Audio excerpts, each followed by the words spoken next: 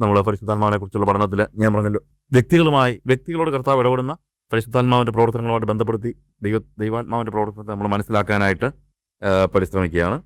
പ്രത്യേകിച്ച് കഴിഞ്ഞ ദിവസം നമ്മൾ പ്രത്യേക രീതിയിൽ ദൈവത്തിൻ്റെ പരിശുദ്ധാത്മാവ് ഇടപെടുന്നതായ ആളുകളെക്കുറിച്ച്, പുതിയ നിയമത്തിൽ നമ്മൾ ഒരു ഉദാഹരണം, യോഹന്നാൻ്റെ ഉദാഹരണം, പഴയ നിയമത്തിൽ നിന്ന് മോശയുടെ ഉദാഹരണം എടുത്തു. അവരുടെ മേൽ ദൈവത്തിൻ്റെ പരിശുദ്ധാത്മാവ് ഇറങ്ങി വന്നത് നമ്മൾ ഉദ്ദേശിക്കുന്നതിനേക്കാൾ, അല്ലെങ്കിൽ സാധാരണ നിലയിലുള്ളതിനേക്കാൾ ശക്തമായിട്ടാണ്. മോശയോട് ദൈവം ഇടപെടുന്നത് സാധാരണ വ്യക്തിയെ പോലെ അല്ല എന്ന് ദൈവം തന്നെ സാക്ഷിച്ചിട്ടുണ്ട്. മിരിയാമും അഹരോനും ദൈവ സന്നിധിയിൽ, അല്ലെങ്കിൽ ദൈവം ഞങ്ങളോട് സംസാരിച്ചിട്ടുണ്ട്, ഞങ്ങളും പ്രവാചകന്മാരാണ് എന്നൊക്കെ പറഞ്ഞു കഴിഞ്ഞപ്പോഴത്തേക്ക് ദൈവം അവരെ വിളിച്ചിട്ട് പറയുന്നതാണ്, എല്ലാവരോടും സംസാരിക്കുന്ന പോലെ അല്ല ഞാൻ മോശയോട് സംസാരിക്കുന്നത്. ഒരു പ്രവാചകൻ സാധാരണ ദർശനം കാണുന്നു, അല്ലെങ്കിൽ വെളിപ്പാട് അവന് കിട്ടുന്നു, അവനതിനെ വിവരിക്കുന്നു. എന്നാൽ മോശയുടെ കാര്യത്തിൽ അങ്ങനെയല്ല. എങ്ങനെയാണ് പറയുന്നത്? മോശയുടെ കാര്യത്തെക്കുറിച്ച് പറയുന്നത് എന്താണ്? അവനോട് ഞാൻ അഭിമുഖമായിട്ടാണ് സംസാരിച്ചത്, ഒരു സ്നേഹിതനോട് സംസാരിക്കുന്നത് പോലെയാണ് ഞാൻ സംസാരിച്ചത്. ഈ ഒരു സാഹചര്യത്തിൽ നമുക്ക് സ്വാഭാവികമായിട്ടും സംശയം തോന്നാൻ സാധ്യതയുള്ള ഒരു കാര്യം, ഈ മോശയുടെ മേലുള്ള ദൈവാത്മാവ് അസാധാരണമായിരുന്നു പറയുമ്പോൾ മോശ ഒരു അസാധാരണ വ്യക്തി ആയിരുന്നത് കൊണ്ടാണോ ദൈവം മോശയുടെ മേൽ അസാധാരണ ആത്മാവിനെ പകർന്നത് എന്നൊരു ചോദ്യം ഉണ്ടായേക്കാം. അങ്ങനെയാണെങ്കിൽ ദൈവം ചിലരോട് ഒരു പ്രത്യേക മമത കാണിക്കുകയും ബാക്കിയുള്ളവരെ എല്ലാം തള്ളിക്കളയുന്നു എന്നുള്ള ഒരു ചിന്ത ഉണ്ടാകാൻ സാധ്യതയില്ലേ? എന്നാൽ മോശ ഒരു അസാധാരണ വ്യക്തി എന്നതിനേക്കാൾ ഉപരി ദൈവത്തിന് ഒരു വ്യക്തിയെ കൊണ്ട്, ഓരോരുത്തരെ കൊണ്ടും എന്ത് ചെയ്യിക്കണമെന്ന് ദൈവം ആഗ്രഹിക്കുന്നു, അതിനാവശ്യമുള്ള ആത്മാവിനെ ദൈവം അവർക്ക് പകർന്നു കൊടുക്കുന്നു എന്നുള്ളതാണ് കുറെ കൂടെ സത്യമായ കാര്യം. ഒരു വ്യക്തി എന്ത് ജോലി ചെയ്യാൻ, എന്ത് പണി ചെയ്യാൻ, അല്ലെങ്കിൽ എന്ത് പ്രവർത്തിക്കാൻ, എന്ത് ശുശ്രൂഷ ചെയ്യാനായിട്ട് ദൈവം ഉദ്ദേശിക്കുന്നു, അതിനാവശ്യമുള്ള ആത്മാവ്. അപ്പോൾ മോശയെ കൊണ്ട് ദൈവം വലിയ പ്രവൃത്തി ചെയ്യിക്കാനായിട്ട് ഉദ്ദേശിച്ചിരുന്നു. അതുകൊണ്ട് എന്ത് ചെയ്തു? അവന് അത് ചെയ്യാനുള്ള ആത്മാവിനെ കൊടുത്തു. അത്രയേ ഉള്ളൂ. ഇപ്പോൾ ഈ മോശയുടെ ജീവിതത്തിൽ എല്ലാവരും നോക്കിക്കൊണ്ടിരുന്ന മോശയാണ്. ഇസ്രായേൽ മക്കൾ എല്ലാവരും മോശയെ നോക്കിക്കൊണ്ടാണ് ഇരുന്നത്. അവർക്ക് ദൈവത്തോടുള്ള ബന്ധത്തെക്കാൾ കൂടുതൽ ആരോടെ ഉണ്ടായിരുന്നത്? മോശയോടെ ഉണ്ടായിരുന്നു. അതുകൊണ്ട് മോശ ഒരു 40 ദിവസത്തേക്ക് പർവ്വതത്തിലേക്ക് കയറിപ്പോയത് കണ്ടപ്പോഴത്തേക്ക്, മോശയെ കാണാതെ വന്നപ്പോഴത്തേക്ക് ആളുകൾ എന്ത് പറഞ്ഞു? ഞങ്ങൾക്ക് മുന്നേ നടക്കാനായിട്ടൊരു ദൈവത്തെ ഉണ്ടാക്കി തന്നത്. ഇവിടെ ഞങ്ങളെ മിസ്രയീം ദേശത്ത് നിന്ന് കൊണ്ടുവന്നവനായ ഈ പുരുഷനായ മോശയ്ക്ക് എന്ത് സംഭവിച്ചെന്ന് ഞങ്ങൾ അറിയുന്നില്ല. ആരവരെ കൊണ്ടുവന്നത്? മോശയാണ് കൊണ്ടുവന്നത്? അല്ല, ദൈവമാണ് കൊണ്ടുവന്നത്. പക്ഷെ ദൈവമാണ് അവരെ കൊണ്ടുവന്നതെങ്കിലും ഇവർ പറയുന്നത് എന്താണ്? ഞങ്ങളെ കൊണ്ടുവന്നത് മോശയാണെന്ന്. കാരണം അവരുടെ അണ്ടർസ്റ്റാൻഡിങ് അത്രയേ ഉള്ളൂ. അതുകൊണ്ട് ഏത് കാര്യത്തിനും അവർ ആരെ ഡിപ്പെൻഡ് ചെയ്തുകൊണ്ടിരുന്നു? മോശയെ ഡിപ്പെൻഡ് ചെയ്തുകൊണ്ടിരുന്നു. എപ്പോഴും മോശയുടെ അടുത്തുനിന്ന് ആൾ മാറത്തില്ല എന്ന് തന്നെയല്ല, എന്ത് പ്രശ്നം ഉണ്ടായാലും ആരുടെ മണ്ടയ്ക്ക് ആ കാര്യങ്ങളെല്ലാം പറയുന്നത് മോശയുടെ അടുത്താണ് പറയുന്നത്. സംഖ്യാപുസ്തകത്തിൽ അതിൻ്റെ 11-ാം അധ്യായം, അവിടെ മോശയോടെ ജനങ്ങൾ പെറുപിറുക്കുന്നതായ കാര്യം നമ്മൾ കാണുന്നുണ്ട്. അനന്തരം ജനം യഹോവയ്ക്ക് അനിഷ്ടം തോന്നുമാർ പിറുപിറുത്തു. യഹോവ കേട്ടു, അവന്റെ കോപം ജ്വലിച്ചു. യഹോവയുടെ തീ അവരുടെ ഇടയിൽ കത്തി, പാളയത്തിന്റെ അറ്റത്തിലുള്ളവരെ ദഹിപ്പിച്ചു കളഞ്ഞു. ജനം മോശയോട് നിലവിളിച്ചു. മോശ യഹോവയോട് പ്രാർത്ഥിച്ചു. അപ്പോൾ തീ കേട്ടു. നോക്ക്, അവരെ സംബന്ധിച്ചുള്ളത് അതിക്കുള്ളും അവരെ കൊണ്ട് പറ്റത്തില്ല. അവർ പിറുപിറുക്കും, അത് അവരുടെ സ്വഭാവമാണ്. പിറുപിറുത്ത് കഴിഞ്ഞാൽ ദൈവം കോപിക്കും, ദൈവം എന്തെങ്കിലും ചെയ്യും. അതിന് റിമഡി ചെയ്യാനൊന്നും അവരെ കൊണ്ട് പറ്റത്തില്ല. പിന്നെ ആര് കിടന്ന് നിലവിളിക്കണം? മോശ കിടന്ന് നിലവിളിക്കണം. അപ്പോൾ ഒരു നേതാവാകുക എന്ന് പറഞ്ഞു കഴിഞ്ഞാൽ നമ്മളെപ്പോഴും എന്തേ കാണുന്നുള്ളൂ? അതിൻ്റെ പ്രിവിലേജസ് മാത്രമേ കാണുന്നുള്ളൂ. എന്നാൽ ഒരു നേതാവാകുക എന്ന് പറഞ്ഞാൽ ഒരു ചില്ലറക്കാരിയൊന്നുമല്ല. എന്താണ്? ഒരു നേതാവ് എപ്പോഴും ആത്മനിറവുള്ളവനല്ലെങ്കിൽ അവന് എന്ത് ചെയ്യാൻ പറ്റത്തില്ല? ജനങ്ങളുടെ ആവശ്യങ്ങളുടെ സമയത്ത് ദൈവത്തിൻ്റെ അടുത്തേക്ക് ചെല്ലാനായിട്ട് പറ്റത്തില്ല. എന്നാൽ ഇവിടെ ദൈവവും മോശയും തമ്മിലുള്ള ആ നിരന്തര സമ്പർക്കം കൊണ്ട് ജനങ്ങൾക്ക് എന്തോ പ്രശ്നം ഉണ്ടായാലും ഉടനെ തന്നെ ആരോടാണ് ഇവർ പറയുന്നത്? മോശയോടെ പറയുന്നത്. മോശ എന്ത് ചെയ്യുന്നു? മോശ ഉടനെ തന്നെ ദൈവത്തോട് നിലവിളിച്ചു, യഹോവയുടെ സന്നിധിയിൽ നിന്ന് നിലവിളിച്ചു. അപ്പോൾ ആ തീയ് കെട്ടുപോയി. അതിൻ്റെ 4-ാം വാക്യത്തിൽ, പിന്നെ അവരുടെ ഇടയിലുള്ള സമ്മിശ്ര ജാതി ദുരാഗ്രഹികളായി. ഇല്ലേ? സമ്മിശ്ര ജാതി ദുരാഗ്രഹികളായി. ഇസ്രായേൽ മക്കൾ വീണ്ടും കരഞ്ഞുകൊണ്ട്, ഞങ്ങൾക്ക് തിന്മാൻ ഇറച്ചി ആര് തരും?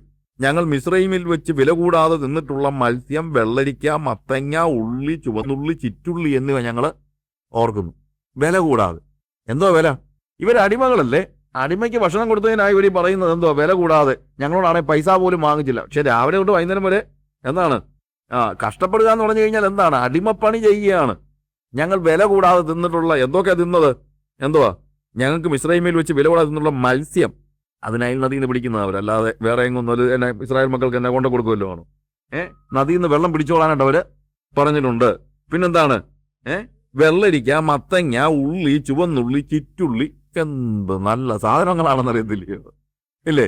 അതൊക്കെ ഞങ്ങളങ്ങ് ഓർക്കുന്നു. എന്നിട്ട് ഇവർ ചോദിക്കുന്നറിയാം, ഞങ്ങൾക്ക് തിന്നാൻ ഇറച്ചി ആര് കൊണ്ട് തരുമെന്ന്. ഇവർ ഇറച്ചി തിന്ന കാര്യം പറയുന്നേ ഇല്ല.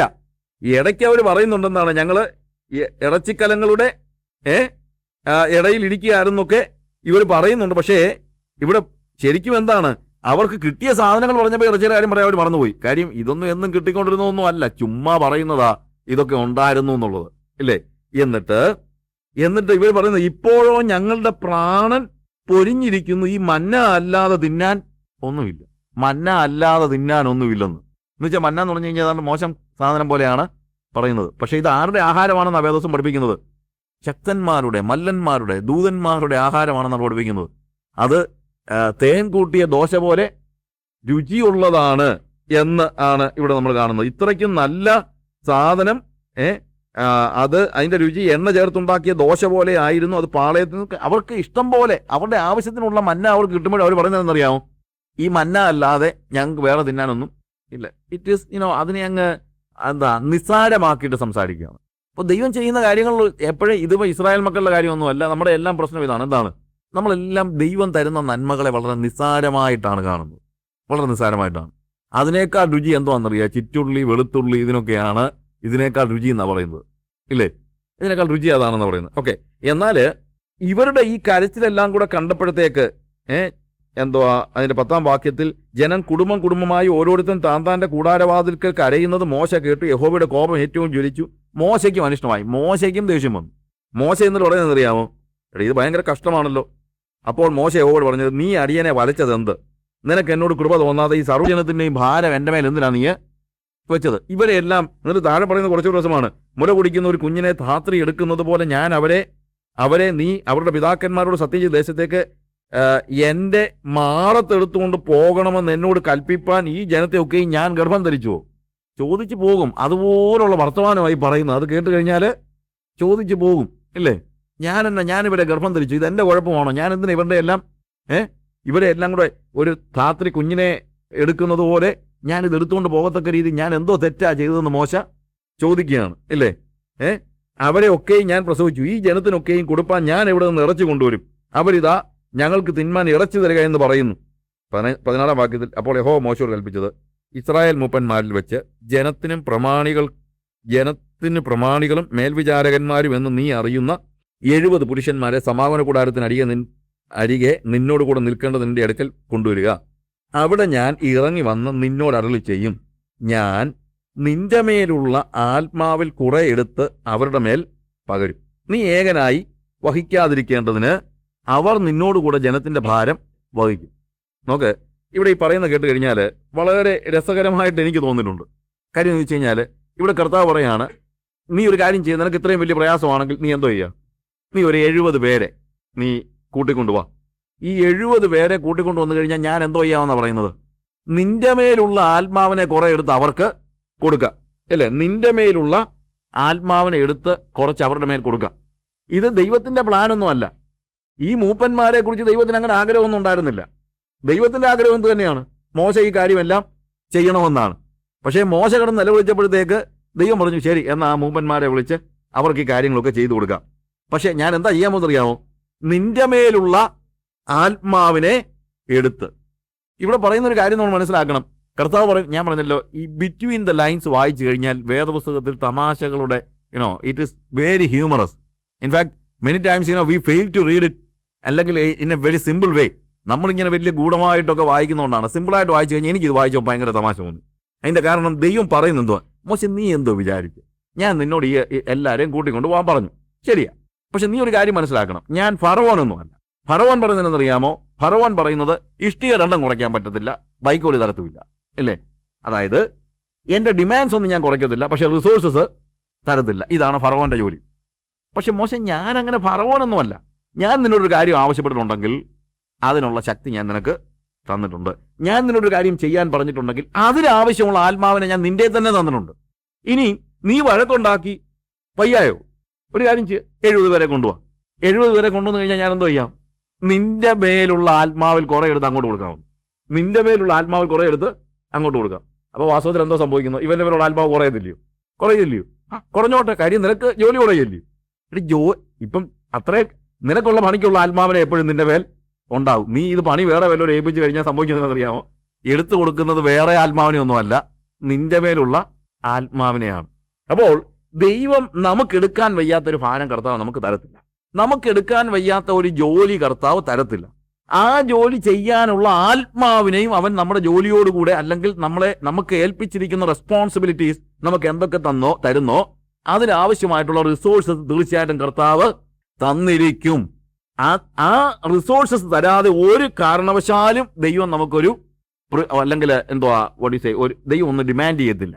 ദൈവം നമ്മളോട് എന്ത് ആവശ്യപ്പെട്ടാലും അത് നമ്മൾ എപ്പോഴും മനസ്സിലാക്കേണ്ട ഒരു കാര്യമാണ്. ദൈവം നമ്മളോട് എന്ത് ആവശ്യപ്പെടുന്നോ അതിനാവശ്യമായ റിസോഴ്സസ്. ഇവിടുത്തെ റിസോഴ്സ് എന്താണ്? ഇവിടുത്തെ റിസോഴ്സ് പൈസയല്ല. ഇവിടുത്തെ റിസോഴ്സസ് എന്താണ്? It is the spirit of the Lord. കാര്യം അവന് ആത്മാവിനെയാണ് കൊടുത്തിരിക്കുന്നത്. ഞാൻ നിന്റെ കുറച്ച് ശക്തി എടുത്തു കൊടുക്കാമെന്നല്ല പറഞ്ഞാൽ നിന്റെ മേലുള്ള ആത്മാവിനെ. അപ്പോൾ ഇവന് ഈ മുഴുവൻ ജനത്തെയും, ലക്ഷക്കണക്കിന് വരുന്ന ഇസ്രായേൽ മക്കളെ മുഴുവൻ വഹിക്കുവാൻ, ആ ഭാരം വഹിക്കാനുള്ള ആത്മാവിനെയും ദൈവം അവന് കൊടുത്തിരുന്നു എന്നതിൻ്റെ അർത്ഥം. അല്ലാതെ വെറുതെ ദൈവം ഈ ജനത്തെയും കൂട്ടിക്കൊണ്ട് നീ കനാൻ ദേശത്തേക്ക് പോകാൻ കർത്താവ് വെറുതെ പറയല്ല. കർത്താവ് ഒരു കാര്യം പറഞ്ഞു കഴിഞ്ഞാൽ അതിനാവശ്യമായ റിസോഴ്സസ് ദൈവം കൊടുത്തിരിക്കും. ഹഡ്സൺ ടൈലർ പറഞ്ഞൊരു കാര്യമുണ്ട്. ഹഡ്സൺ ടൈലർ ചൈനയിലെ സുവിശേഷ വേലയ്ക്ക് വേണ്ടി പോയി ഒത്തിരി കഷ്ടം സഹിച്ചതായ ഈ മിഷണറിമാരുടെ ചരിത്രമൊക്കെ വാസ്തവത്തിൽ നിങ്ങൾ അതിന് കുറച്ച് സമയം സ്പെൻഡ് ചെയ്യണം. Just watch the videos. മിക്കവാറും മിഷണറീസിൻ്റെ എല്ലാം സ്റ്റോറീസ് ഒക്കെ വീഡിയോസ് ഉണ്ട്.